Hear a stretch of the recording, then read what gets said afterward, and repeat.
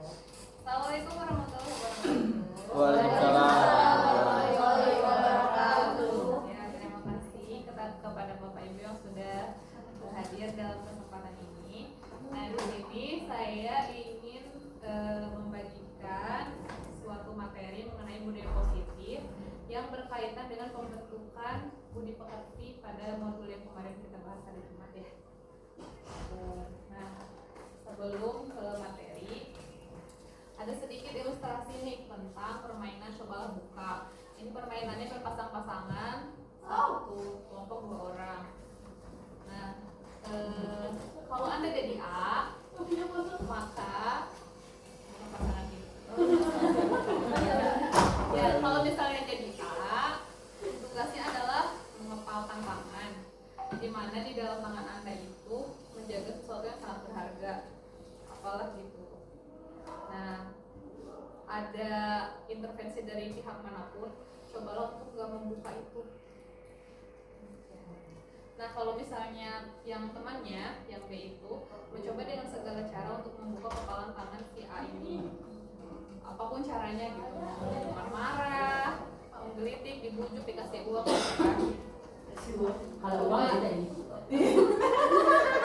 coba. Nah, yang A sama B ini kan nanti coba 30 detik. Misalnya Butere sama Pardi, Butere jadi A, Butere punya sesuatu yang dijaga di tangan Butere. Pardi gimana pun caranya membuka tangannya Butere supaya caranya pakai SP. Pakai SP lah standar. Saya kasih surat perintah. Nah, dalam kegiatan tersebut dapat mendiskusikan 3 hal. Yang pertama, apakah Anda atau belum membuka kepala tangan Anda? Nah kan tadi kalau ada kegiatannya, kenapa? Alasannya apa kalau misalnya dibuka? Terus alasannya apa kalau misalnya tidak dibuka gitu? Kan ada alasannya. Nah, dalam kegiatan ini sesungguhnya siapa yang memegang kendali atau kontrol untuk membuka atau menutup kepala tangan? Kan? Di situ ada jawabannya. Nah, membuka atau mengepal, apapun yang Anda pilih sebetulnya itu adalah keputusan Anda, keputusan Bapak Ibu. Mau mengepal ya udah, berarti kan saya memutuskan tidak akan membuka kepala tangan meskipun misalnya Pak Rudi ngasih SP gitu, karena ini tuh sama-sama karena untuk saya gitu. Kalau misalnya dibuka misalnya, karena memang ternyata yang saya pegang ini itu bermanfaat juga loh untuk si rekan saya gitu. Ya udah dibagi aja gak apa-apa, berarti kan itu keputusan juga ada di pemegang kendali tersebut. Nah, pemegang kendali itu siapa?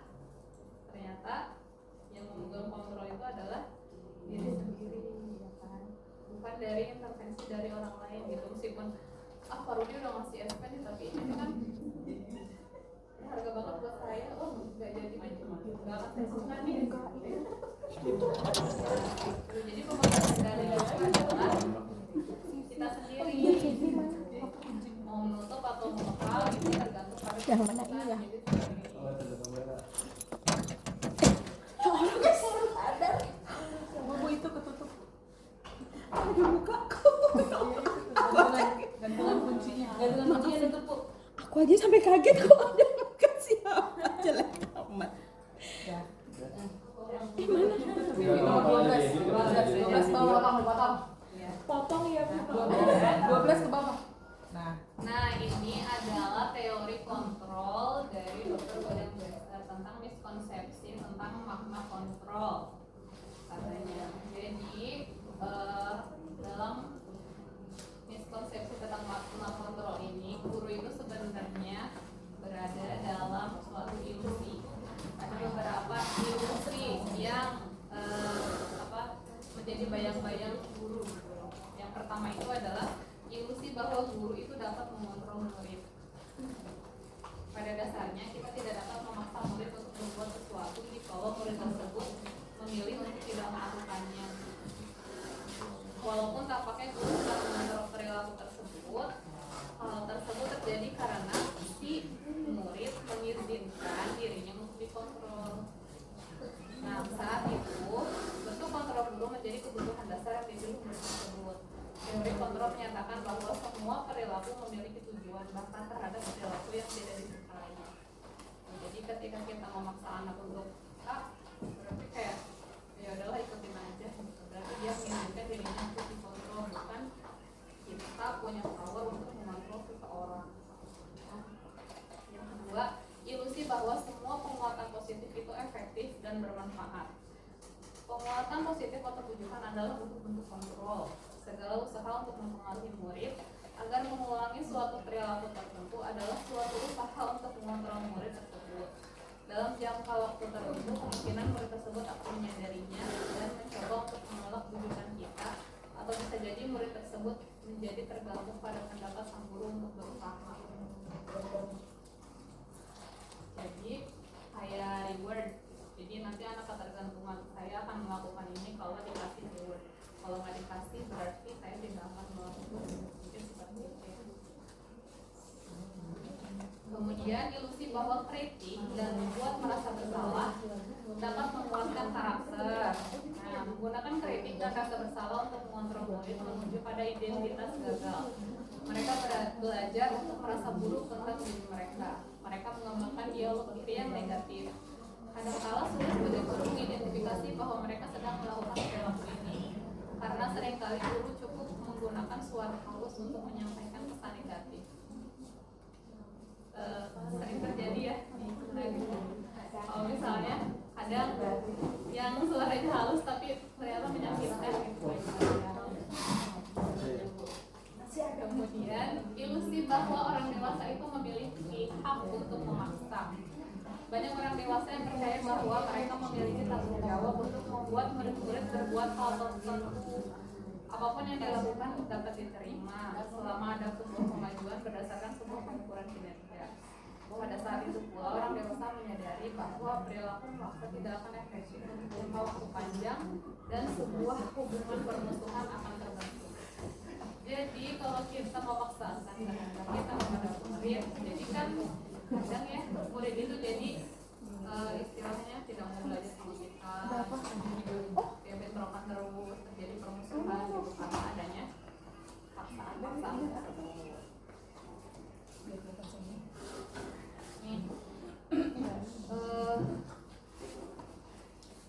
Yang pernah kita pelajari dari buku ya, itu teorinya tentang stimulus respon. Pernah dengar tidak?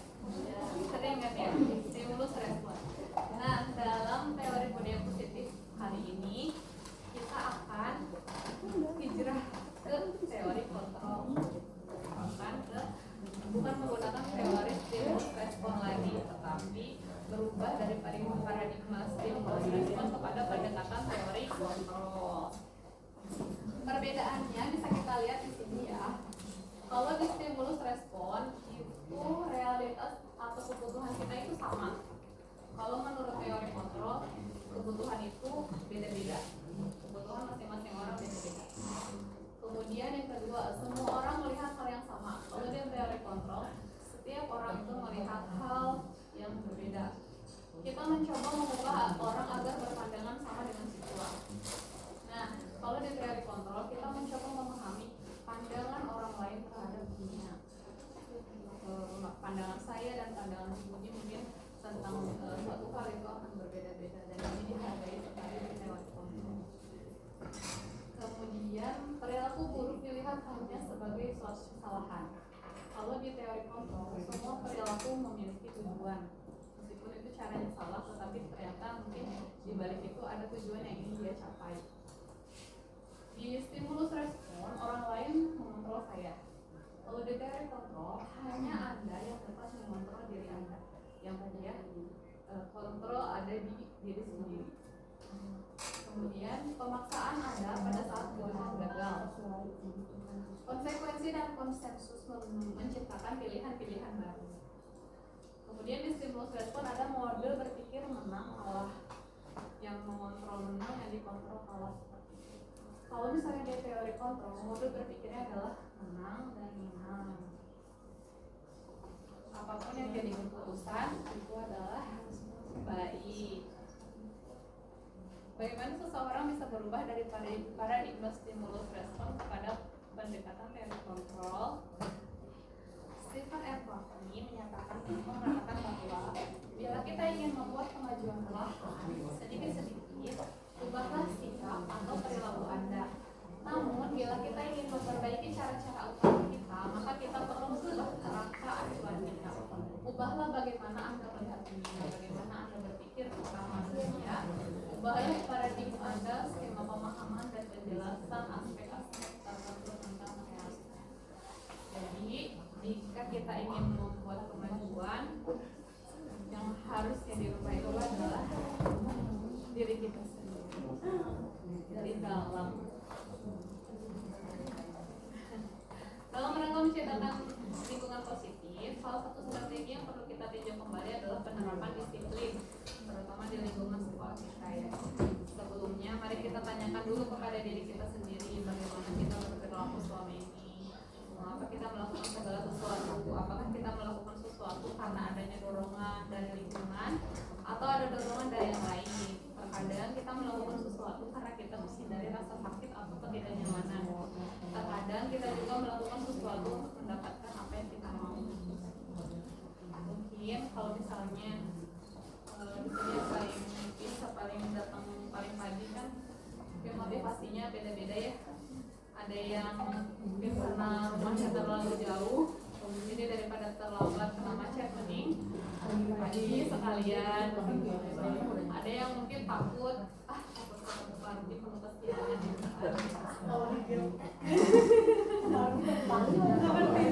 ya, motivasi orang beda-beda. Tentang disiplin positif. Disiplin itu biasanya berhubungan dengan adanya kepatuhan terhadap peraturan, ketidaknyamanan karena kita harus memaksakan diri kita untuk masuk ke peraturan, adanya tata tertib, kalau misalnya nggak melakukan itu dapat hukuman, terus serba teratur gitu. Itu disiplin pada umumnya berkaitan dengan hal tersebut. Kemudian kalau misalnya tentang disiplin diri, ini ada beberapa pendapat dari Bapak Pendidikan kita, Ki Hajar Dewantara. Ki Hajar Dewantara menyatakan bahwa di mana ada kemerdekaan, disitulah harus ada disiplin yang kuat. Sungguh pun disiplin itu bersifat self-disiplin, yaitu kita sendiri yang mewajibkan kita dengan sekeras-kerasnya, tetapi itu sama saja. Sebab jikalau kita tidak cakap melakukan self-disiplin, wajiblah penguasa lain mendisiplinkan diri kita, dan peraturan demikian itu harus ada dalam suasana yang merdeka. Jadi sebenarnya peraturan itu boleh ada apabila diri sendiri tidak cakap dalam mendisiplinkan diri, gitu ya. Nah, di situ menyatakan bahwa mencapai kemerdekaan atau dalam konteks pendidikan kita saat ini, untuk menciptakan murid yang merdeka, syarat utamanya adalah harus ada disiplin yang kuat. Disiplin yang dimaksud adalah disiplin diri yang memiliki motivasi internal. Jika kita tidak memiliki motivasi internal, maka kita memerlukan pihak lain untuk mendisiplinkan kita atau motivasi eksternal yang berasal dari luar. Jadi bisa ditinjau kembali mungkin ya, peserta didik kita itu kira-kira sudah ada belum gitu motivasi internalnya atau belum, atau memang sekolah sebagai pihak luar perlu membuat sesuatu yang dapat mendisiplinkan mereka. Nah, ini definisi mengenai disiplin lagi. Bahasa Jawa ya. Bahasa Jawa jadi aku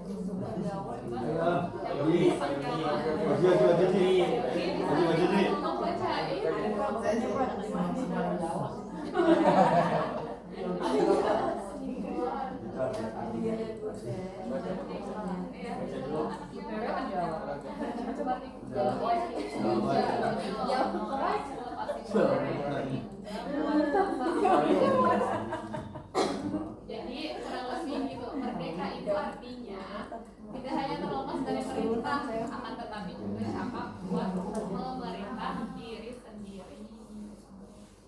Dian Goldstein dalam bukunya Restructuring School Discipline tahun 2001, disiplin itu artinya belajar atau murid atau pengikut. Untuk menjadi seorang murid atau pengikut, seseorang harus paham betul alasan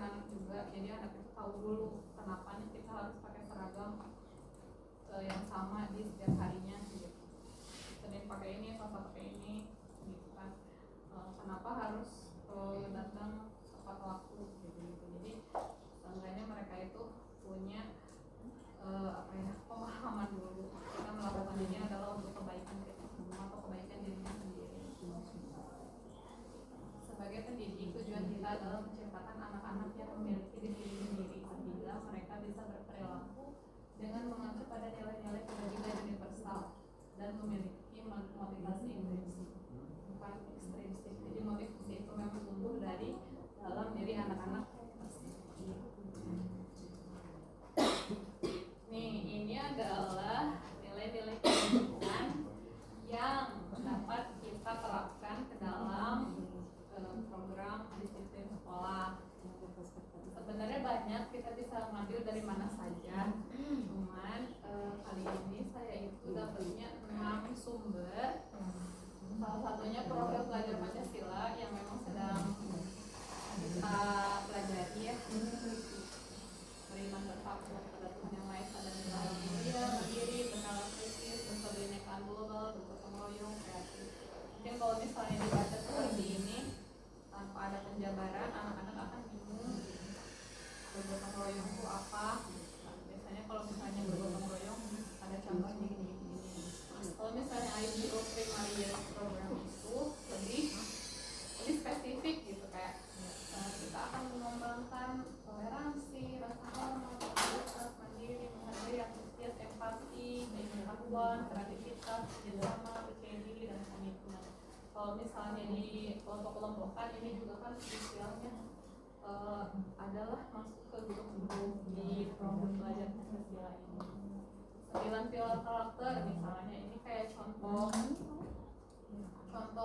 nilai apa sih yang ingin kita terapkan ke anak-anak untuk mencapai visi ya, visi sekolah kita gitu.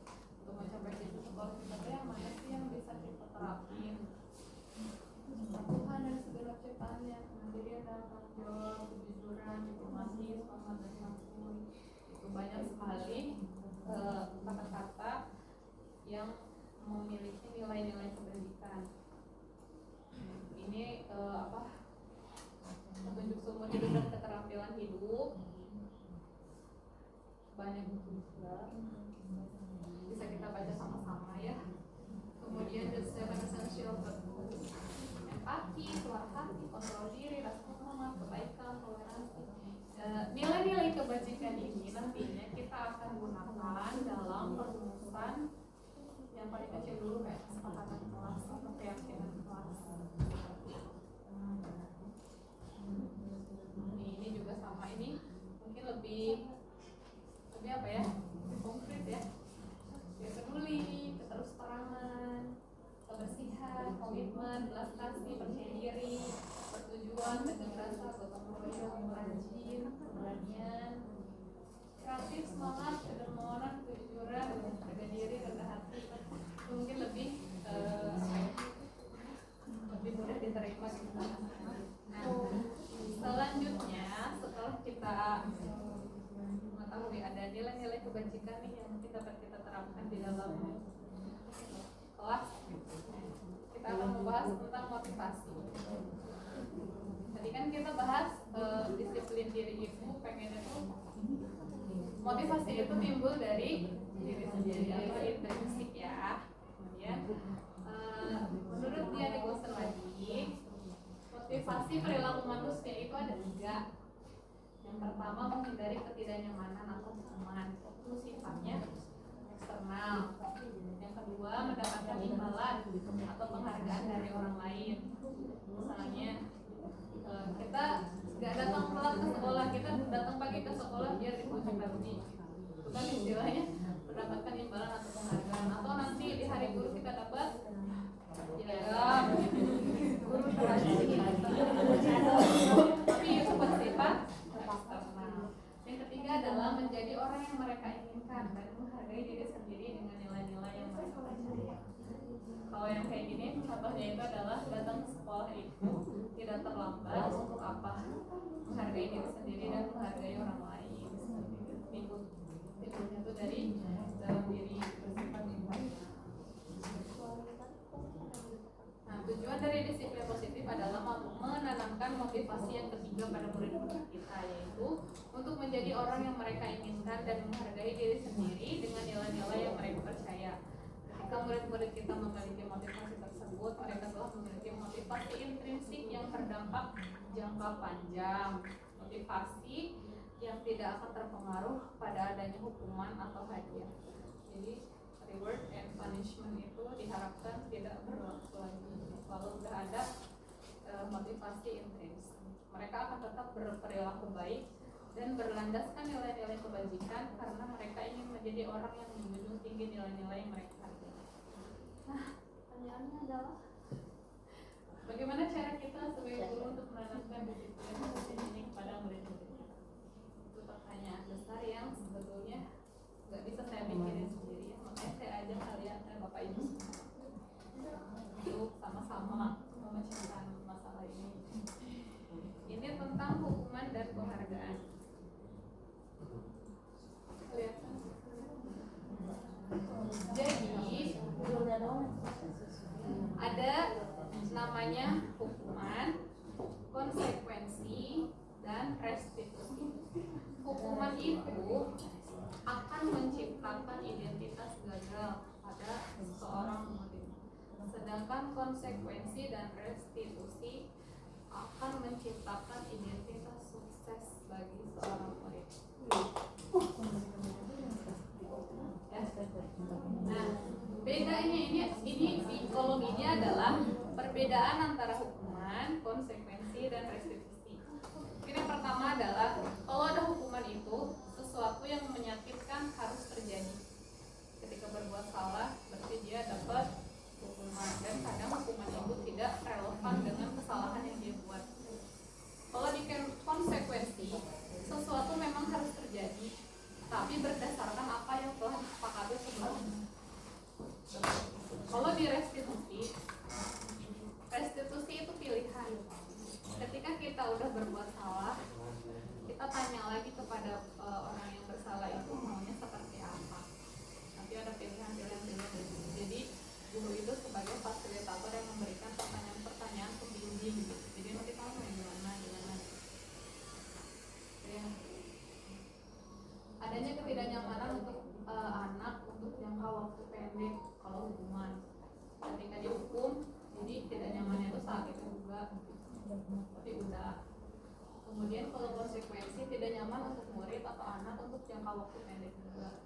Kemudian restitusi menguatkan untuk murid atau anak untuk jangka waktu panjang. Jadi tujuannya itu ketika kita dia melakukan kesalahan, kita bertanya apa yang ingin dia lakukan dan lain-lain, itu akhirnya kan dia berpikir sendiri untuk memperbaiki kesalahannya. Itu berlaku untuk waktu yang panjang. Sebetulnya banyak sekali. Kalau hukuman, korbannya mendapatkan keadilan. Kalau konsekuensi, korbannya diabaikan. Kalau restitusi, korbannya mendapat ganti. Kalau hukuman, murid atau anak akan tersakiti. Kalau konsekuensi, murid atau anak dibuat tidak nyaman. Kalau restitusi, murid atau anak mendapatkan penguatan. Kemudian hukuman, perilaku agresif akan meningkat. Tidak suka dihukum, dia lebih melawan. Kalau konsekuensi, penguatan hanya bertahan dalam jangka waktu pendek. Kalau restitusi, masalah terpecahkan. Seperti itu. Kalau hukuman mungkin negatif, konsekuensi itu netral. Kalau restitusi lebih positif. Nanti kita bisa baca ya di belakang. Ini perbedaannya sudah dirangkum gitu ya. Jadi kalau hukuman itu bersifat berencana atau tiba-tiba, misalnya siswa datang terlambat, dikasih hukumannya itu misalnya berdiri di depan tiang bendera pada saat istirahat siang, hari lagi tarik-tariknya, itu kan istilahnya untuk membuat dia jerak gitu. Padahal sebetulnya itu tidak berhubungan dengan apa yang dilakukannya. Anak atau murid tidak tahu apa yang terjadi dan tidak dilibatkan. Ya, jadi ketika dia dapat hukuman bebas aja, terserah gurunya kan. Anak numpahin air, udah bersihin WC gitu. Sedangkan dia kan nggak tahu gitu, yang ditumpahin air di sini tapi yang dibersihin WC. Ya.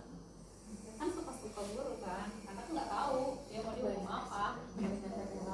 Terus kayak kemudian bersifat satu arah dari pihak guru yang memberikan, dan murid hanya menerima suatu hukuman tanpa melalui suatu kesepakatan atau pengarahan dari pihak guru, baik sebelum atau sesudahnya. Kemudian biasanya berupa fisik maupun psikis, murid disakiti oleh suatu perbuatan atau kata-kata. Ya, jadi kata kuncinya murid merasa tersakiti.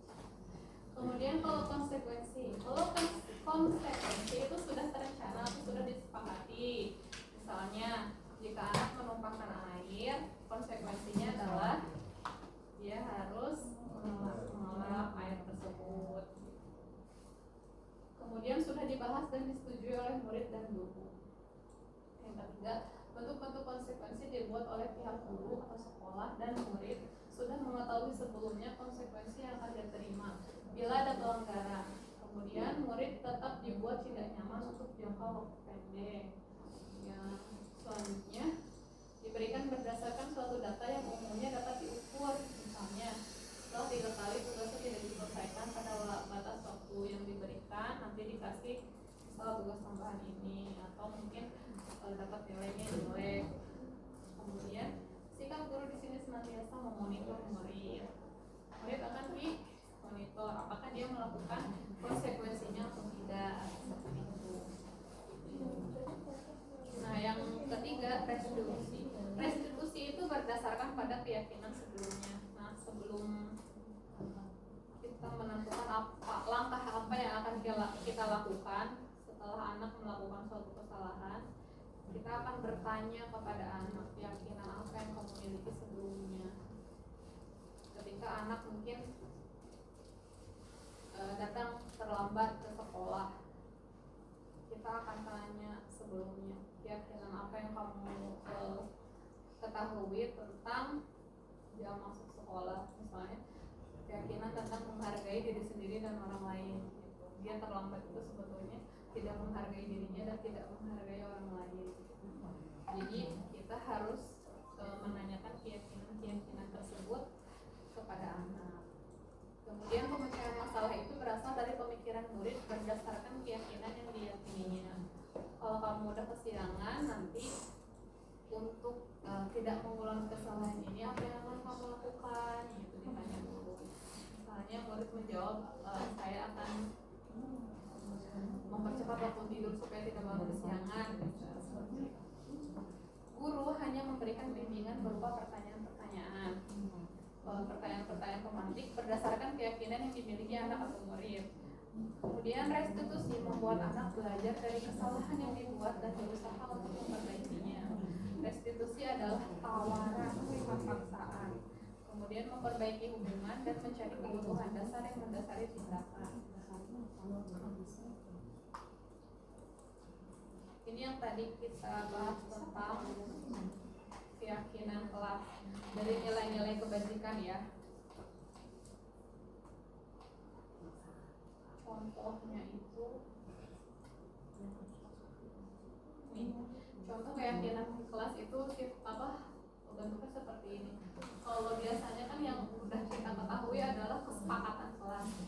Kesepakatan kelas itu wujudnya lebih konkret, kayak apa yang harus kita lakukan, dan itu dapat dipahami ketika kita membaca tersebut. Kalau misalnya keyakinan kelas agak abstrak ya sebetulnya. Jadi misalnya keyakinan kelas 1 itu setiap anggota kelas perlu belajar, setiap anggota kelas perlu senang, setiap anggota kelas perlu melakukan tugas, setiap anggota kelas perlu saling menghargai, setiap anggota kelas perlu merasa aman. Jadi kalau ingin merasa aman berarti tidak boleh saling mengganggu, tidak boleh saling jahil. Setiap kelas perlu belajar. Ketika guru menerangkan, anak-anak harus fokus. Jadi lebih tersirat bukan tersurat gitu. Kalau misalnya keyakinan kelas itu lebih tersurat. Keyakinan kelas 7 misalnya di kelas yang tinggi ya. Ini kayaknya diambil dari kelas reguler ya. Kami meyakini bahwa sangat penting untuk menghormati semua orang dan barang milik orang lain. Bekerja, kami meyakini bahwa sangat penting untuk mengerjakan segala pekerjaan atau mengikuti kegiatan yang telah ditugaskan, diterima dan dididik. Kami meyakini bahwa sangat penting untuk merasa diterima pada suatu kelompok dan saling peduli satu dengan yang lain. Nah, ketika ada satu anak yang tidak mengerjakan tugas, kalau kita menggunakan restitusi, kita tanya keyakinannya. Keyakinan kelas apa yang telah kita sepakati sebelumnya tentang tugas, misalnya mengerjakan pekerjaan atau tugas. Kami meyakini bahwa sangat penting untuk mengerjakan segala pekerjaan atau mengikuti kegiatan yang telah ditugaskan. Nanti ada timbul lagi pertanyaan, kalau misalnya kamu mengerjakan tugas berarti keyakinan apa? Keyakinan kelasnya kamu lakukan apa tidak?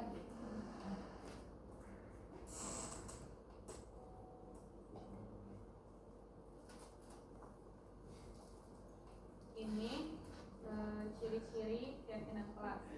Keyakinan kelas itu bersifat lebih abstrak daripada peraturan yang lebih rinci dan konkret. Keyakinan kelas berupa pernyataan-pernyataan universal. Keyakinan kelas itu senantiasa dibuat dalam bentuk positif. Keyakinan kelas hendaknya tidak terlalu banyak sehingga mudah diingat dan dipahami oleh semua warga kelas. Keyakinan kelas sebaiknya sesuatu yang dapat diterapkan di lingkungan tersebut. Semua warga kelas hendaknya ikut berkontribusi dalam pembuatan keyakinan kelas lewat kegiatan curah pendapat dan bersedia meninjau kembali keyakinan kelas dari waktu ke waktu. Jadi keyakinan kelas ini dapat bersifat sementara, ketika sudah tercapai mungkin bisa kembali berdiskusi oleh keyakinan kelas yang perlu di-upgrade atau mungkin diganti. Ini tahapan pembentukannya seperti kesepakatan kelas, cuman ini mungkin lebih luas cakupannya dari mungkin berlaku di kelas-kelas, tapi nanti ujung-ujungnya adalah menyeluruh ke satu sekolah. Persilakan warga sekolah atau murid-murid di sekolah atau kelas untuk bercurah pendapat tentang peraturan yang perlu disepakati di sekolah atau kelas, mencatat semua masukannya di poster misalnya, catat, tempel, kemudian menyusun keyakinan kelas sesuai prosedur pembentukan keyakinan kelas, mengganti kalimat-kalimat bentuk negatif menjadi positif. Kalau masih ada yang negatif kita harus ganti. Jangan lari di kelas atau koridor, ganti dengan berjalanlah di kelas atau koridor. Kemudian meninjau kembali apa yang sudah dicatat, mungkin mendapati pernyataan yang masih banyak berupa peraturan-peraturan. Kemudian mengajak warga sekolah untuk menemukan nilai kebajikan atau keyakinan yang diambil dari peraturan tersebut. Itu tentang keyakinan kelas. Dalam membentuk keyakinan kelas itu berarti kalau di kita mungkin agak ini ya, aku sih lebih condong ke kesepakatan kelas ya, karena lebih konkret dan langsung dilakukan gitu. Karena anak-anak kita kan masih perlu itu ya. Kalau misalnya pakai keyakinan kelas, mungkin kelas-kelas tinggi mungkin baru bisa diajak ya. Kalau anak-anak kelas rendah ya levelnya kita beda. Nah, kemudian kita bahas juga tentang kebutuhan dasar manusia.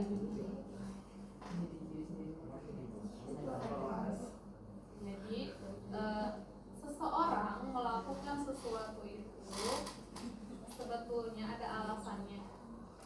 Salah satunya itu untuk memenuhi salah satu kebutuhan dasar yang tidak terpenuhi saat itu. Kebutuhan dasar manusia itu yang paling dasar adalah kebutuhan bertahan hidup, kayak makanan, tempat tinggal gitu. Yang kedua itu rasa kasih sayang dan rasa diterima. Yang ketiga penguasaan, yang keempat kebebasan, dan yang kelima kesenangan. Semua orang senantiasa berusaha untuk memenuhi kebutuhannya dengan berbagai cara. Bila mereka tidak dapat mendapatkan kebutuhannya dengan cara yang positif, maka mereka bisa melanggar peraturan atau melakukan hal yang tidak disukai dengan nilai yang kebajikan. Seseorang murid yang tidak begitu berhasil secara akademik, mungkin kebutuhannya tentang penguasaan tidak terpenuhi di sekolah. Oleh karena itu, mungkin dia akan mencoba untuk memenuhi kebutuhannya akan penguasaan dengan mengatur orang lain di lapangan bermain atau bahkan menyakiti mereka secara fisik. Sebagai guru, kita bisa melibatkannya dalam kegiatan yang memberi peluang murid tersebut membuat pencapaian yang berarti. Mungkin anak yang suka ngerusuh gitu, ternyata dia itu tidak dapat menguasai sesuatu. Kalau di sini kan kayak tidak berhasil secara akademik, mungkin kebutuhannya itu tentang penguasaan tidak terpenuhi. Jadi kalau belajar dia tidak bisa menguasai itu. Jadi nggak bisa gitu. Akhirnya kalau di luar untuk memenuhi kebutuhan penguasaannya itu, jadi dia itu merasa saya bisa menaklukkan orang lain, bukan menaklukkan pelajaran tapi menaklukkan orang lain. Seseorang yang merasa tidak merasa diterima oleh teman-temannya, kebutuhannya akan kasih sayang dan rasa diterima tidak dipenuhi. Oleh karena itu mungkin dia memiliki satu teman yang dia mungkin akan memiliki satu teman dan memisahkan diri dari yang lain. Sebagai guru kita bisa membangun hubungan yang bisa membangun kepercayaan dan keintiman dengan anak itu berdua aja terus. Mungkin karena kebutuhan diterima oleh teman-teman yang lain itu tidak didapati. Ketika ada anak yang kayaknya dia bisa nerima aku nih, jadi udah lengket berdua kemana-mana. Itu mungkin ada indikasi ya, ternyata oh dia ini kayaknya rasa penerimaan di yang lain itu ada. Nah, konsep 5 kebutuhan dasar manusia ini tidak hanya berlaku bagi anak-anak atau murid loh, tapi berlaku juga buat orang-orang dewasa dalam setting sekolah adalah para tenaga pendidik dan pendidikan. Jadi kalau misalnya Bapak Guru sendirian di belakang, mungkin itu ada indikasi rasa tidak diterima di sini ada gitu ya. Padahal tidak, Pak Guru tidak seperti itu. Dia lebih terima sama canggung. Benda mati itu kan, memisahkan diri, bermainnya sama alat-alat doang. Itu mungkin dari Pak Guru itu ada rasa, kalau aku ada perasaan kebutuhan rasa diterimanya sama itu kurang kan.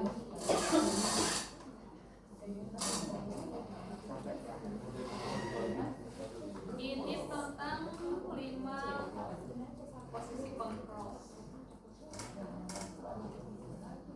Ada satu video Puji speaker Di kelas pikirnya ada kamar mandi. Ganggu. Jangan aneh.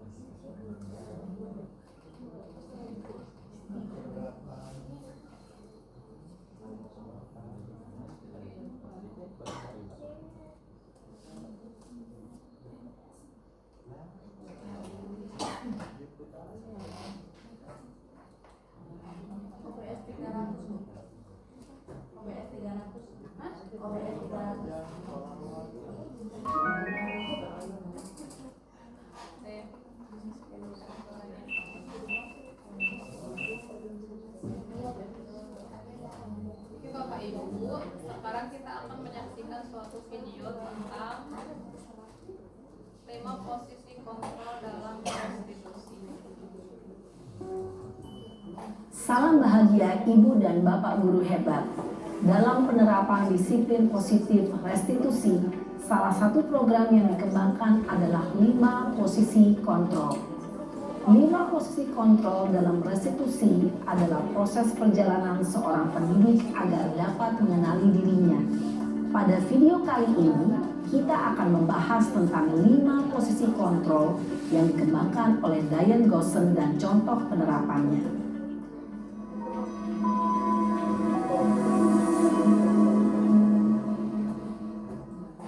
5 posisi kontrol itu adalah 1. Posisi penghukum. 2. Posisi pembuat merasa bersalah. 3. Posisi teman. 4. Posisi pemantau atau monitor. Dan 5. Posisi manajer. Untuk lebih memahami kelima posisi tersebut, mari kita saksikan kasus Naren yang terlambat hadir 20 menit di sekolah dan melihat bagaimana kelima posisi kontrol dalam menghadapi masalah tersebut.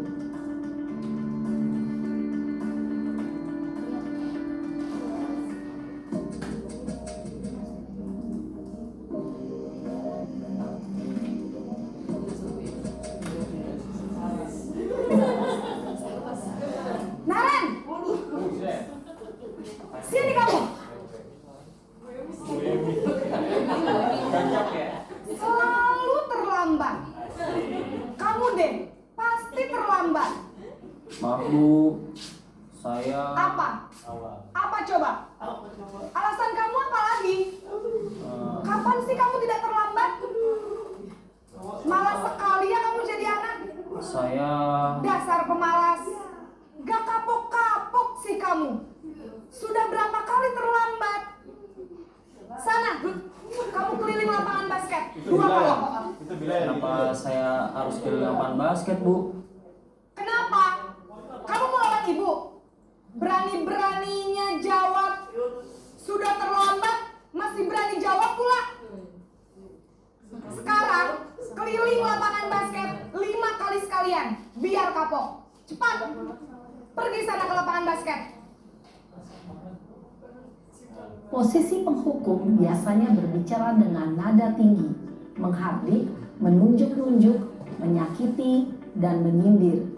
Hukuman bisa berupa fisik maupun psikis. Ibu dan Bapak guru hebat, dampak yang terjadi pada murid ketika guru berada pada posisi penghukum adalah murid cenderung akan memberontak, bahkan menyimpan dendam.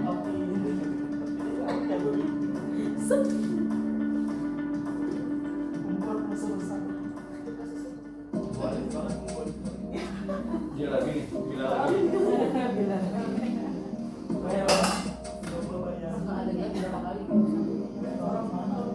Naren!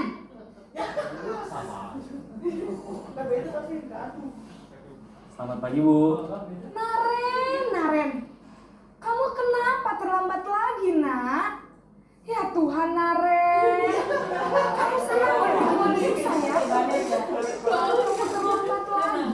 Nanti ibu yang ditegur Bapak Kepala Sekolah, Nak. Disangka ibu tidak bisa membina kamu. Duh, gimana ini? Maaf Bu, Duh, Gusti Naren. Kamu suka ya kalau ibu ditegur Bapak Kepala Sekolah? Terus, sekarang ibu harus tulis apa ini di buku absen? Ini kamu sudah sering terlambat loh. Ibu harus apa coba? maaf Bu, maaf sekali. Ya sudah, lain kali jangan bikin ibu susah lagi ya nak ya. Ibu tidak akan kuat lagi kalau kamu begini.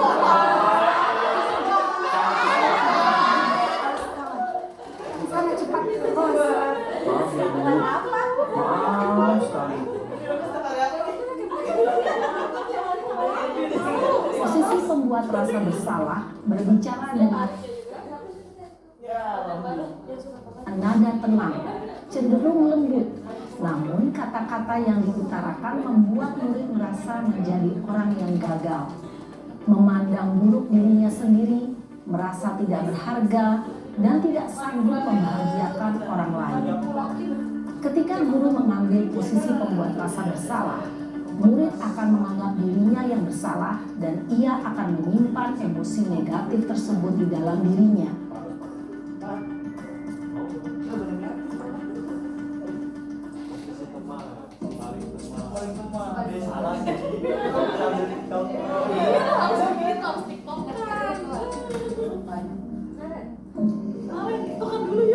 Naren,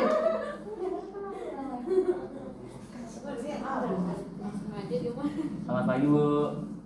wah, sudah jam berapa ini, Nak? Iya Bu. Habis ibu saya lupa bangunkan saya Bu. Kamu malah menyalahkan ibu kamu. Kamu bukannya anak yang larinya paling kencang. Kok terlambat sih? Iya Bu, saya memang terlambat bangun tadi. Jadi biarpun saya lari kencang, tetap gak kekejar Bu. Ya sudah sana, nanti lain kali larinya lebih kenceng lagi ya. Biar gak terlambat lagi. Bikin seneng ibu. Demi ibu. Bisa kan? Bisa lah Bu. Ya sudah sana. Jelasin absen kamu. Kamu ini ada-ada saja. Dalam posisi teman, guru berbicara dengan nada suara ramah, akrab, cenderung bersenda gurau untuk menjaga suasana tetap santai. Murid akan merasa senang, aman, dan akrab dengan guru. Identitas yang tercipta adalah identitas sukses atau berhasil. Namun, perlu diingat, karena ini masih dorongan eksternal, maka ada faktor ketergantungan dari murid kepada orang tertentu. Di sini, guru absennya, sehingga di lain waktu, murid bisa berperilaku baik, namun hanya kepada orang-orang tertentu saja.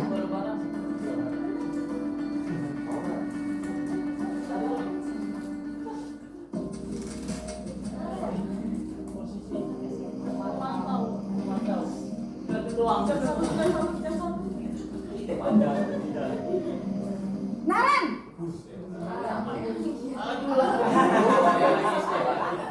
Selamat pagi Bu. Naren, apa peraturan sekolah kita tentang jam berapa kita harus masuk sekolah, Nak? Kita harus di sekolah jam 7 Bu.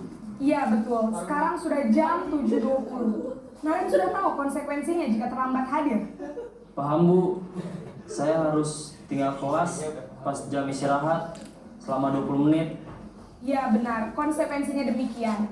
Jadi nanti jam 9.30 pas istirahat, kamu harus tinggal di kelas, kerjakan tugas tambahan untuk ketertinggalan kamu, ya? Baik Bu. Posisi pemantau mengandalkan penghitungan.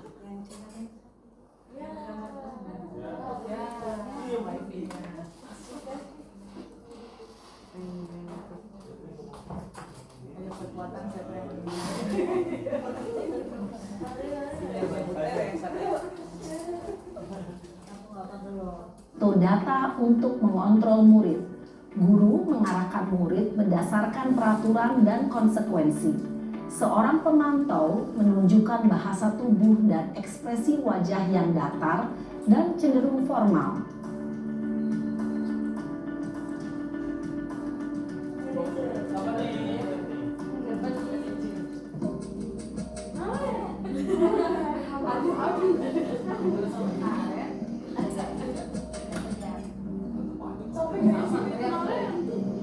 Naren!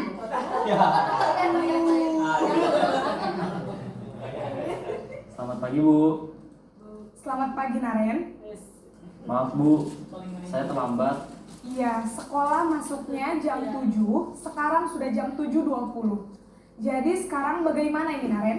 Maaf Bu, saya lupa setel alarm saya semalam. Baiklah, menurut kamu, keyakinan sekolah yang mana yang harus kamu tingkatkan? Menghargai diri sendiri dan orang lain mungkin ya Bu. Jadi, apakah Naren meyakini prinsip saling menghormati tersebut? Iya Bu, saya meyakininya. apakah Naren bersedia memperbaiki masalah keterlambatan ini? Bersedia, Bu. Memperbaiki masalah keterlambatan ini. Saya akan coba untuk tidak lupa menyetel alarm saya, Bu. Baik, kalau Naren lupa menyetel alarm di rumah, ada orang yang kira-kira bisa bantu mengingatkan tidak? Ada, Bu. Kakak saya, Kak Emma. Ada lagi selain Kak Emma? Selain Kak Emma, ada ibu saya. Baik, jadi yang mengingatkan Naren adalah Kak Emma dan ibu kamu ya? Kira-kira akan mulai setel alarm kapan nih Naren? Setelah pulang sekolah, akan segera saya lakukan. Baik, jadi Naren akan setel alarm untuk bangun besok pagi dan akan diingatkan oleh kakak dan ibunda Naren ya. Ada lagi yang mungkin perlu dilakukan Naren agar tidak terlambat bangun lagi? Tidak ada, Bu. Baik Naren, terima kasih untuk kerjasama kamu. Sekarang kamu perlu kembali ke kelas untuk belajar. Baik, Bu. Terima kasih. Posisi manajer adalah posisi kontrol yang disarankan untuk membimbing murid memiliki sikap disiplin yang positif, yaitu murid yang mandiri, bertanggung jawab, dan dapat memecahkan masalah. Tujuan dari posisi ini adalah agar murid dapat berefleksi atas tindakannya. Guru akan dengan tulus memberikan pertanyaan-pertanyaan bermakna, sehingga membuat murid dapat belajar dari kesalahannya dan mencari sebuah solusi untuk menyelesaikannya. Ibu dan Bapak guru hebat, setelah mengamati adegan kelima posisi kontrol tadi, kira-kira posisi mana yang paling ideal? Posisi mana yang dapat menunjang motivasi intrinsik murid? Ya, tentu posisi manajer. Posisi ini memang posisi ideal yang ingin dituju setiap pendidik. Pada posisi inilah, guru dapat menerapkan disiplin positif yang berpihak pada murid, yang memerdekakan murid. Perjalanan seorang pendidik tentunya tidak mudah untuk sampai pada posisi seorang manajer. Namun, tujuan kita pasti, yaitu menciptakan murid-murid yang mandiri, merdeka, dan bertanggung jawab. Semoga penggambaran 5 posisi kontrol yang telah diperlihatkan ini dapat menjadi ajang refleksi bagi kita semua, agar dapat terus mengasah dan menerapkan disiplin positif yang memerdekakan murid.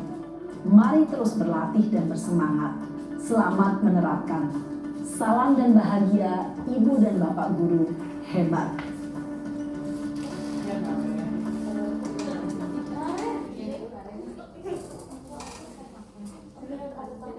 Ya, Bapak Ibu. Begitulah penggambaran tentang 5 posisi kontrol ya. Ada hukum, ada pembuat merasa bersalah, ada teman, terus pemantau, dan terakhir manajer. Mungkin secara tidak langsung kita tuh pernah melakukan salah satu dari 5 ini ya.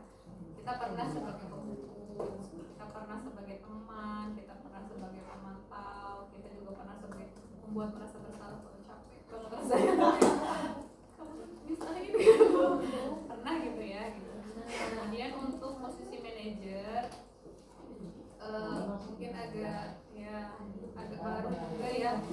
Tapi mungkin secara tidak langsung juga kita pernah menerapkannya. Cuman kita tuh melakukannya itu tergantung keadaan, tergantung kondisi, tergantung anak. Ketika anak yang tidak dapat diajak untuk refleksi, mungkin kita akan menggunakan posisi kontrol yang lain.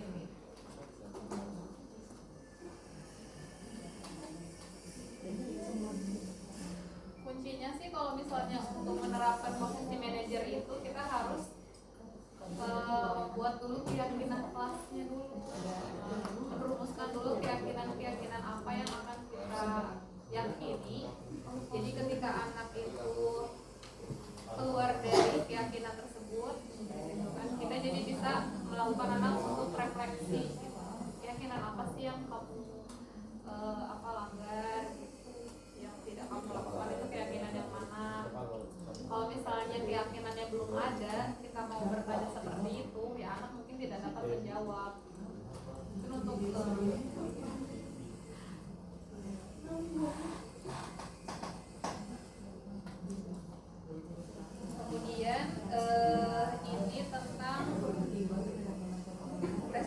restitusi ya.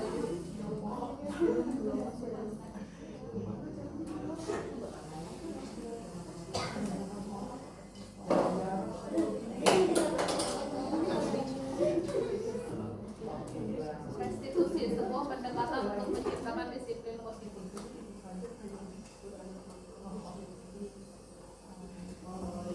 Restitusi adalah proses menciptakan kondisi bagi murid untuk memperbaiki kesalahan mereka sehingga mereka bisa kembali pada kelompok mereka dengan karakter yang lebih kuat. Restitusi juga adalah proses kolaboratif yang mengajarkan murid untuk mencari solusi untuk masalah dan membantu murid berpikir tentang orang seperti apa yang mereka inginkan dan bagaimana mereka kalau dilihat dari video yang tadi, sebenarnya posisi manajer itu sudah melakukan restitusi. Ciri-cirinya, restitusi itu bukan untuk menebus kesalahan, tapi belajar dari kesalahan. Restitusi memperbaiki hubungan. Restitusi adalah tawaran, bukan paksaan. Kayak tadi, kayak sinaren itu kan, apa sih yang akan kamu lakukan biar gak terlambat? Saya akan menyetel alarm sebelum tidur.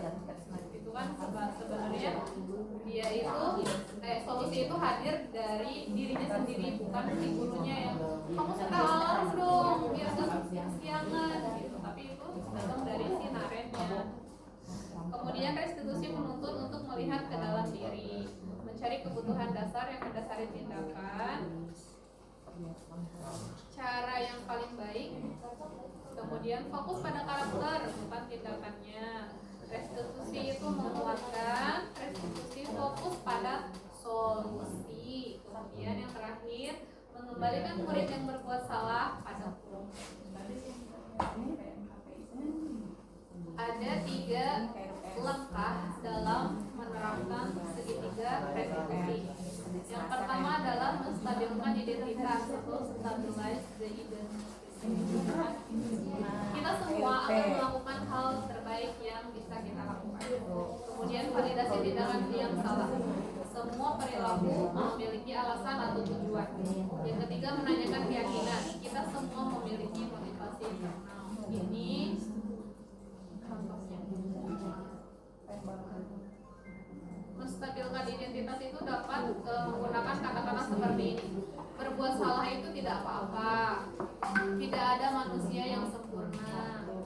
Saya juga pernah melakukan kesalahan seperti itu. Jadi dia tidak sendiri. Dia melakukan kesalahan adalah hal yang lumrah. Kita juga sebagai manusia pasti pernah melakukan itu. Kita bisa menyelesaikan ini. Bapak atau ibu tidak tertarik mencari siapa yang salah, tapi bapak ibu ingin mencari solusi dari permasalahan ini. Kemudian langkah yang selanjutnya adalah validasi tindakan yang salah. Misalnya dia setelah berbuat sesuatu, padahal kamu bisa loh melakukan hal yang lebih buruk dari ini. Itu kan ada validasi tindakan dia yang salah. Misalnya kemarin siapa Zafira ya? Udah bisa loh kamu lebih dari ini. Bisa lebih dari ini. Bisa lebih dari ini. Ini di sini.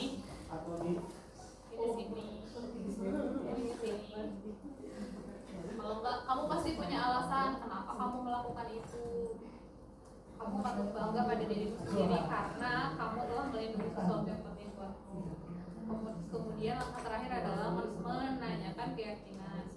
Apa yang kita percaya sebagai kelas atau keluarga, apa nilai-nilai umum yang telah kita sepakati, apa bayangan kita tentang kelas yang ideal, kamu mau jadi orang seperti apa ke depannya, pertanyaan yang wajib ditanya. Untuk segitiga restitusi, ada video lagi yang bisa kita tonton ya.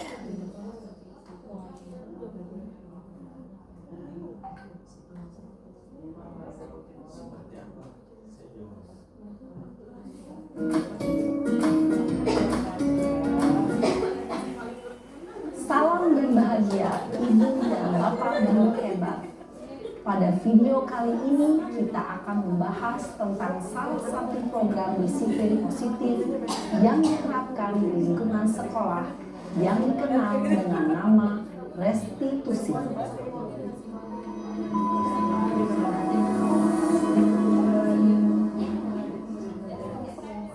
Restitusi dikembangkan oleh pakar pendidikan Diane Gosson, berlandaskan pada teori kontrol Dr. William Gleason.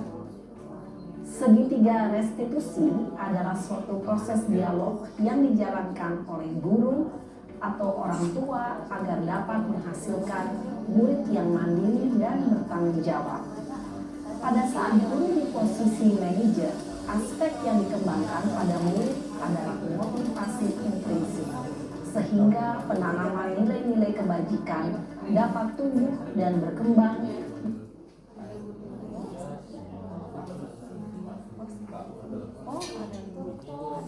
menjadi suatu kebiasaan positif yang akhirnya membentuk karakter murid. Proses dialog ini terdiri dari 3 langkah yang digambarkan pada ketiga sisi pada segitiga restitusi. Sisi pertama adalah menstabilkan identitas. Sisi yang kedua adalah validasi tindakan yang salah. Dan sisi yang ketiga adalah menanyakan keyakinan. Ibu dan Bapak guru, berikut ini akan ditunjukkan bagaimana seorang guru berada dalam posisi manajer menggunakan penerapan segitiga restitusi.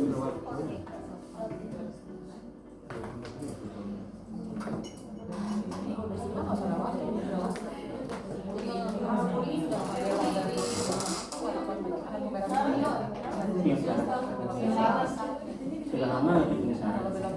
Kenapa hari ini ada di sini? Kesel Pak, kesel banget. Masa aku dikatain tukang fitnah Pak? Ya aku marah lah.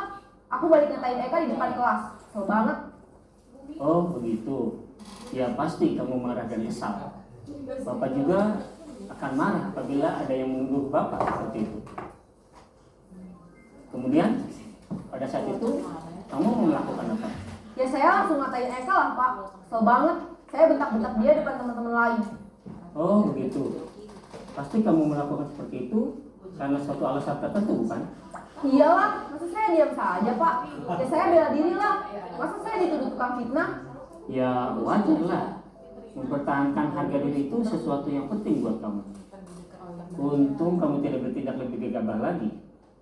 Hanya membentak-bentak. Iya Pak. Untung saya masih bersabar dan hanya membentak saja. Sudah gemes padahal. Saya pasti bela diri lah. Ya pasti ya. Tapi kamu memilih untuk tetap bertahan dan bersabar. Kamu memilih untuk tidak berbuat lebih parah lagi, bukan? Iya. Nah, sekarang coba kita lihat lagi. Tindakan kamu yang bentak-bentak Eka di kelas. Tindakan kamu itu kira-kira sesuai dengan keyakinan kelas atau prinsip kamu tidak? Enggak lah Pak. Capek Pak jadi pemarah. Jadi keyakinan atau prinsip mana yang kurang sesuai dengan keinginan kamu? Ya, saya sebenarnya sangat menghargai orang lain. Mungkin saat itu saya menjadi emosi, jadi tidak menunjukkan sikap itu. Kamu meyakini tidak? Menghargai orang lain itu penting buat kamu. Yakinlah Pak. Iya, setuju. Kita harus saling menghargai. Namun ada juga keyakinan yang kita sepakati yang perlu kita jalankan apabila kita sedang marah, bukan? Ya, saya bisa lebih proaktif, mulai dengan diri sendiri. Saya bisa jadi lebih bersabar, mengambil waktu jeda untuk berpikir mau apa selanjutnya. Kira-kira kamu bersedia memperbaiki masalah ini tidak? Bersedia Pak. Kalau kamu memperbaiki masalah ini, kamu akan menjadi orang seperti apa? Saya akan menjadi orang yang bertanggung jawab kali ya Pak. Dan senantiasa proaktif. Iya. Menurut kamu, bagaimana rasanya menjadi orang seperti itu? Ya nyaman lah, bangga bisa bersabar dan menahan diri. Baiklah kalau begitu. Yuk kita pikirkan bagaimana memperbaiki masalah ini.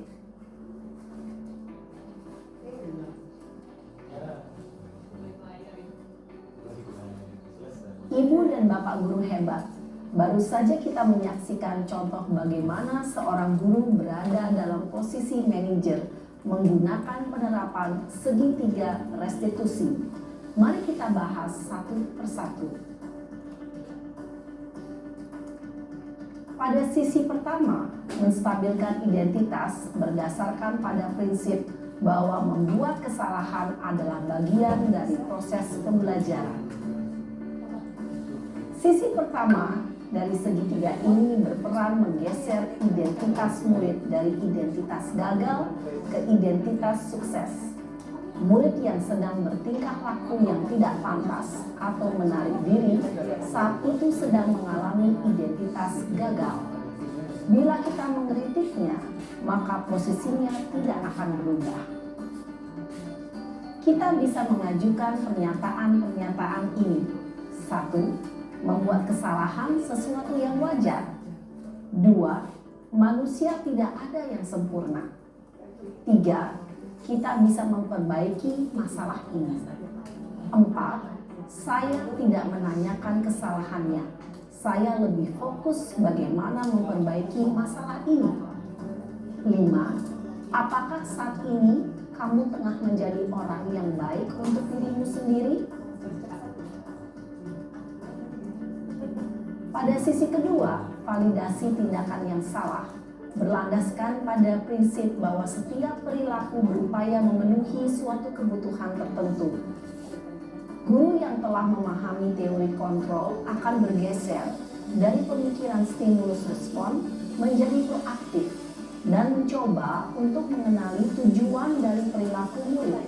Mengenali dan mengakui kebutuhan murid ini dapat memperbaiki hubungan dengan murid tersebut.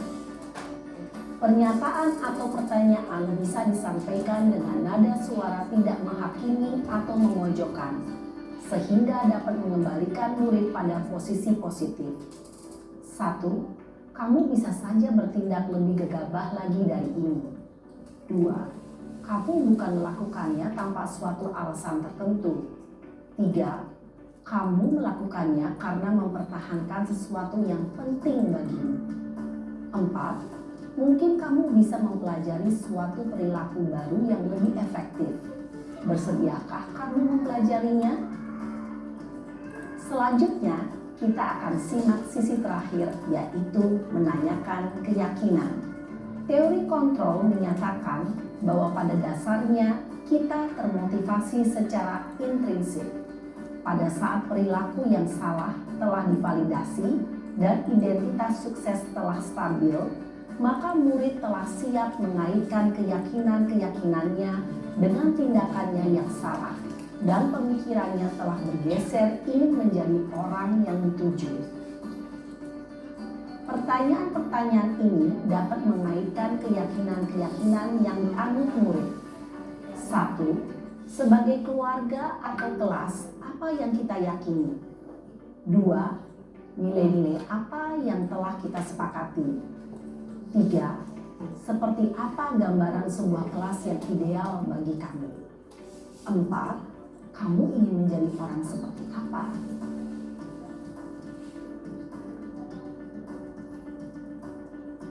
Dalam menerapkan segitiga restitusi, perlu diperhatikan beberapa hal, yaitu 1. Perilaku yang salah perlu dikaitkan dengan nilai-nilai atau keyakinan-keyakinan yang telah disepakati atau dituju.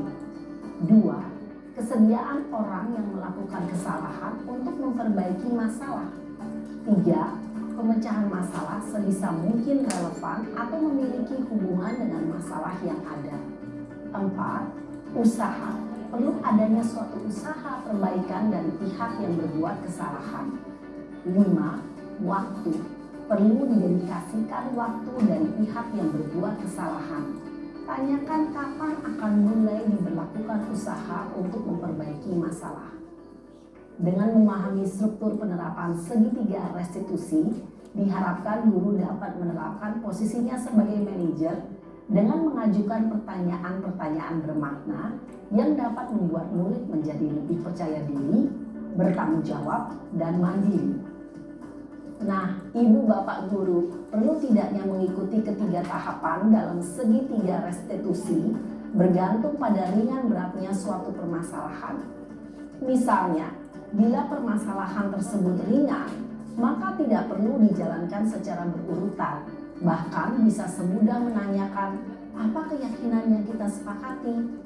Dengan menjalankan segitiga restitusi, dengan mengajukan pertanyaan-pertanyaan bermakna, Diharapkan murid menjadi lebih kuat secara pribadi, dapat membuka wawasan murid agar dapat menyelesaikan permasalahannya sendiri, semakin percaya diri, mandiri, dan merdeka. Salam dan bahagia, Ibu Bapak Guru hebat.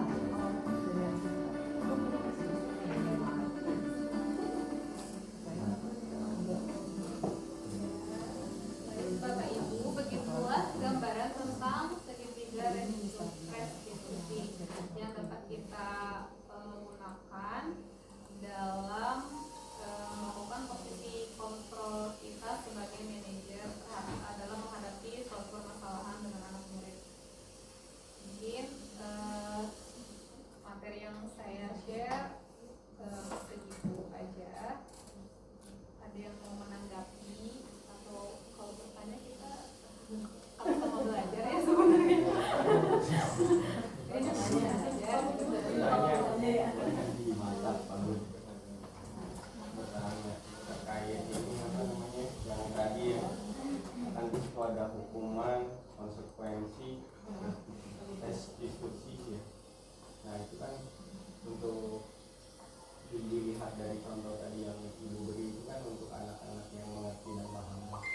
Nah kalau untuk anak saya gitu ya, kan dia nggak ngerti, ya itu realita kan. Nah, Bukan hanya libatkan curhat ya. iya. Ini kan kayak misalkan contohnya ada salah satu yang kadang suka kesiangan kayak Febri. Nah itu yang harus dikasih restitusi hukumannya ibunya, panasnya gitu kan. Gurunya. Dan sementara di sini diterangkannya lebih ke anaknya. Nah seperti itu. Ini menurut saya aja ya. Ya. Mungkin yang lain nanti bisa mengoreksi atau nambahin. Kalau misalnya anak-anak berkebutuhan khusus kan istilahnya mereka itu belum bisa berdiri sendiri ya. Artinya masih perlu dukungan. Masih perlu dukungan dari orang tua. Jadi kalau kita ingin menerapkan konsep konsekuensi, berarti kita perlu bicarakan dengan orang tuanya juga. Karena kalau Febri yang diajak ini kan ada kita ya. Ya sampai sekarang pun saya ngajar udah 4 tahun belum bisa ngobrol sama Febri. Pak Gun. Tapi bisa berkomunikasi kan? Bisa Bahasa hati. Iya enggak. Iya, kayaknya dia mau Ada dipilah ya. Mana yang ngobrol, mana yang berkomunikasi ya. Jadi yang namanya komunikasi kan tidak identik dengan bicara ya. Iya nggak sih? Iya kan ada kan komunikasi. Artinya kan tetap bisa komunikasi artinya. Makanya sebenarnya Bapak dan Ibu, saya ini kan udah September nih ya. Artinya kan sebentar lagi bulan Oktober. Di bulan Oktober itu kan ada bulan bahasa jika tidak ingat. Jika tidak lupa. Halo, bulan bahasa. Oktober lah Bu Ayu. Bukan saya menitanya Pak. Siapa? Nanti Pak. Enggak. Artinya betul Pak Kun bilang bahwa kadang-kadang kita susah berkomunikasi dengan anak. Makanya rencana saya sih di bulan bahasa itu adalah kita akan mengadakan lomba pembuatan buku. Jadi setiap guru itu membuat satu buku.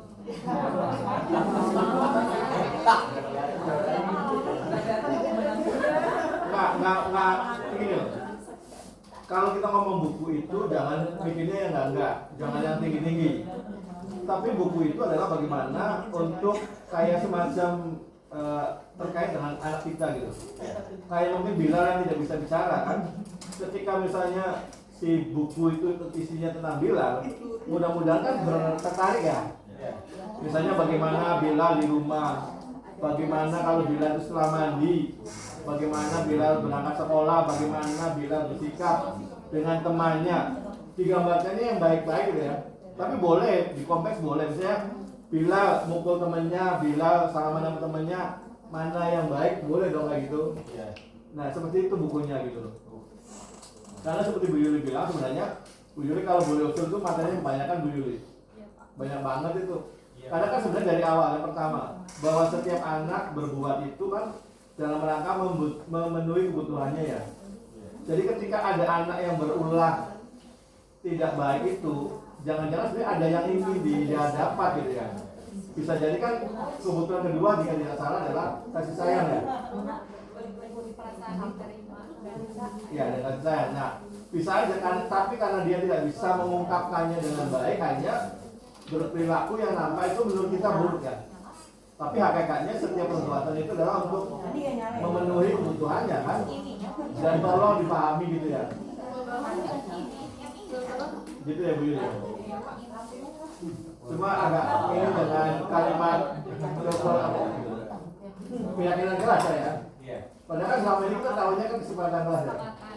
Jadi agak kayak apa ya, upgrade-annya lah gitu. iya, makanya sebenarnya bahasa-bahasanya gitu lah ya.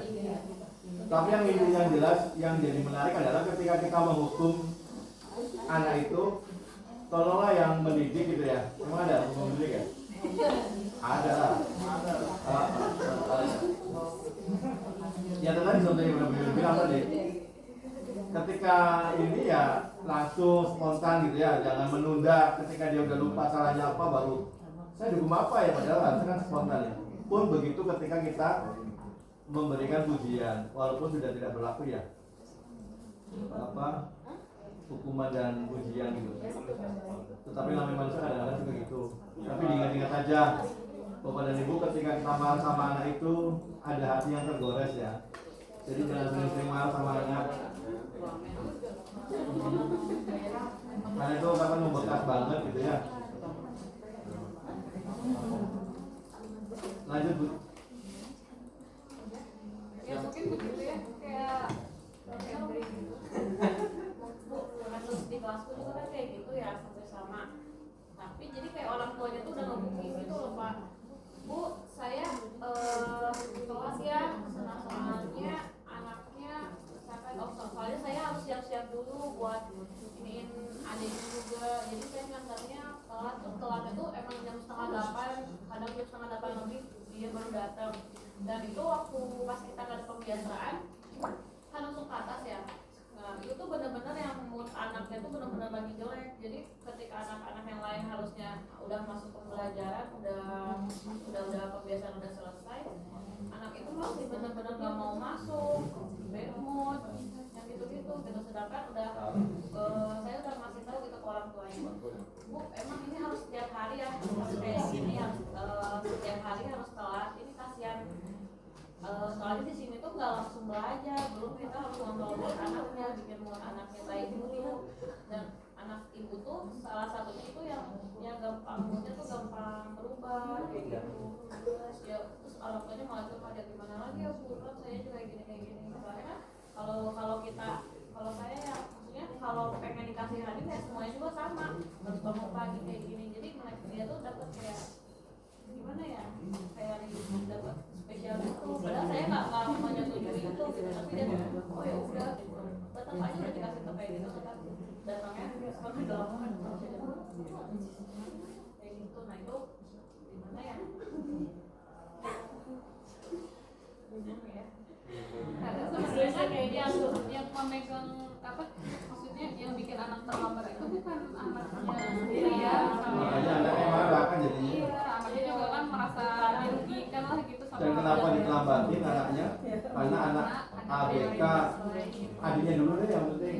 Kalau ini kan nggak apa-apa. Jadi yang lain teman-teman yang udah siap belajar mungkin dia juga ngerasa malu gitu kan. Iya. Jadi dia tuh mau bener-bener yang namanya jadi mentor itu, itu yang paling susahnya.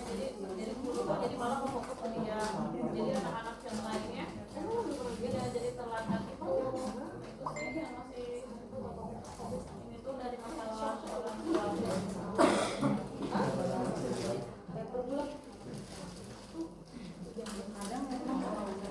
Mungkin kalau misalnya di kita ya, sebenarnya yang harus dikasih keyakinan soal itu bukan anaknya,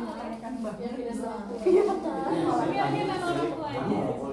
Jadi dia harus dia apa kayak sebenarnya nyekolahin anak yang kasihan itu niat apa enggak gitu.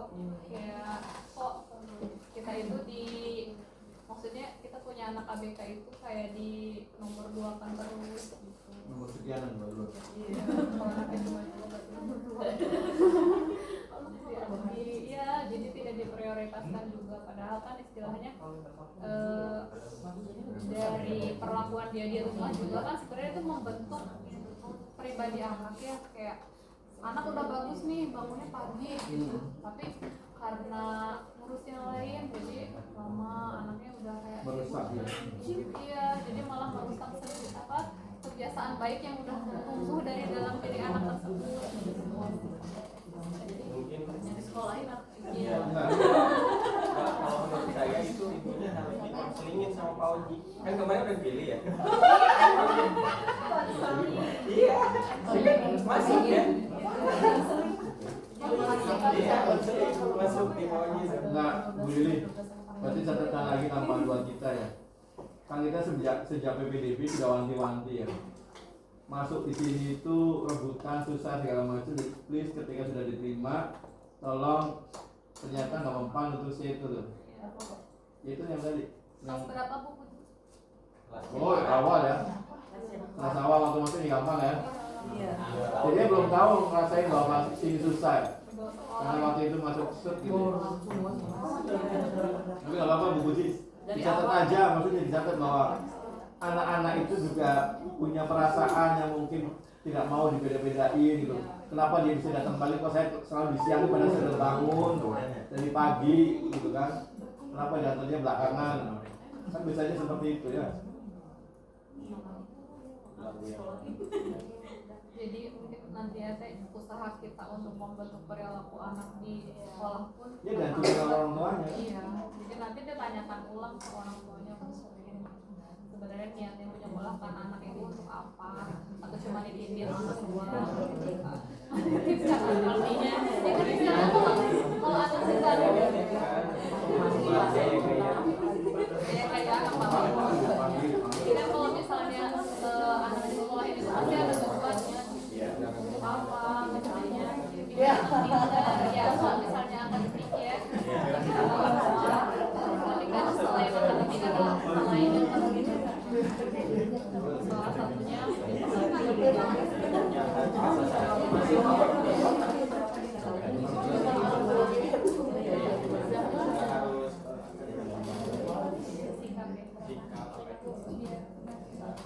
Bu Yuli nambahin ini terkait yang lebih kedisiplinan ya itu ya. Mungkin Pak, kita sekolah kita sudah waktunya untuk mendisiplinkan semuanya ya Pak ya. Berarti mungkin boleh kalau di SMA kita dulu mah pakai poin, bener nggak? Kalau kita terlambat atau melakukan kesalahan bisa poin ya. Jadi itu mungkin bisa kita melakukan buat apa peserta didik yang terlambat. Oke. Setelah poinnya banyak, nanti orang tuanya dipanggil gitu. Karena kayaknya kalian memang santai sih. Gak apa-apa. Kita akan membuat catatan itu. Yang akan mencatat adalah Pak Security. Nanti kan kapan Pak Gede Rumah Sambuti? Saya lagi finishing. Punya buku gede. Tolong dikasih 2 buat satpam mencatat yang terlambat. 1 untuk murid, 1 guru. Ya.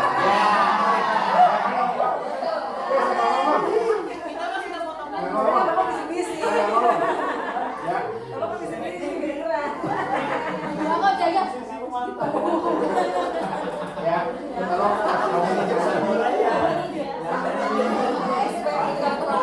ya, tapi nanti ada tulisannya gitu. Tulisannya tuh pukul berapa datangnya. Ya. Nanti ketika ada yang banyak, nanti kita diajak ngobrol. Belum ada ngobrol kan? Enggak.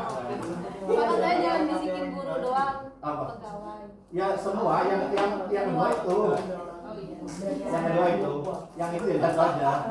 Semua berarti dan guru dan karyawan, warga sekolah lah kalau Ya. sekolah dari semua ya. Penduduk. Mungkin ada masa tenggang waktunya 15 menit. Dari jam 7 kurang 15 menit baru ditulisin gitu. Apa itu yang Oh, ada jam lainnya juga terkait siswa toleransi anak tidak masuk itu ada kapasitas bagi dari anak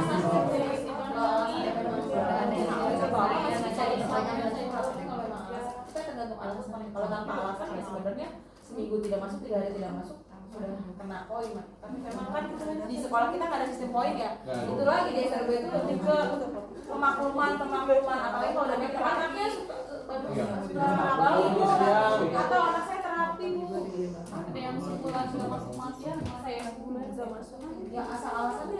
Cuma sayangnya yang nggak masuk-masuk tuh bukan itu ya. Kalian itu mungkin agak senang dikit gitu ya.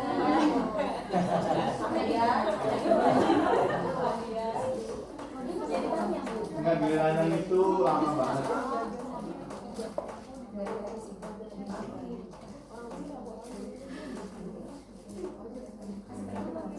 Ayo kasih komentar buat Bu Yuli. Bagus.